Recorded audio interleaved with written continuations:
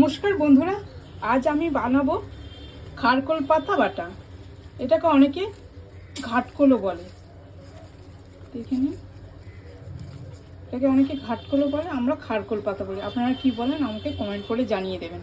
নিয়েছি পেঁয়াজ, রসুন, কাঁচা লঙ্কা, একটা লেবু, চিনি, কালো জিরে, হলুদ, তেল।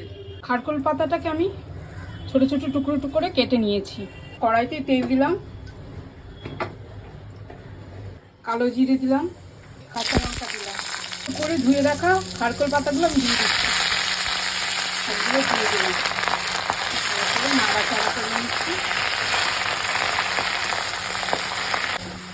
অনেকটা কমে এসেছে,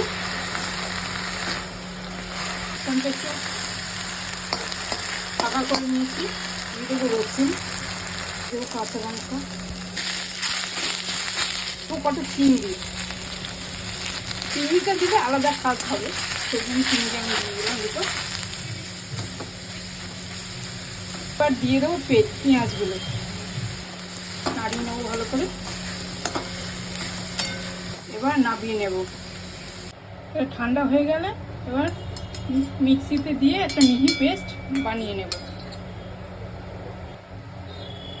হ্যাঁ, আমি নুন দিতে একটু ভুলে গেছি দেখাতে, আপনারা নুন দিয়ে দেবেন ভাজার সময়। একটা মিহি পেস্ট আমি বানিয়ে নেব।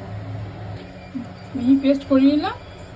কড়াইতে তেল দিয়ে দিচ্ছি, গরম হয়ে গেছে। এবার আমি কালো জিরে ফোড়ন দিয়ে দেবো, এরপর পেস্টটা দিয়ে দেবো, নাড়িয়ে নেবো ভালো করে।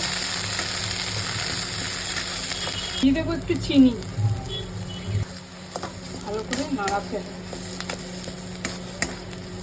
একটু লেবুর রস দিয়ে দেবো।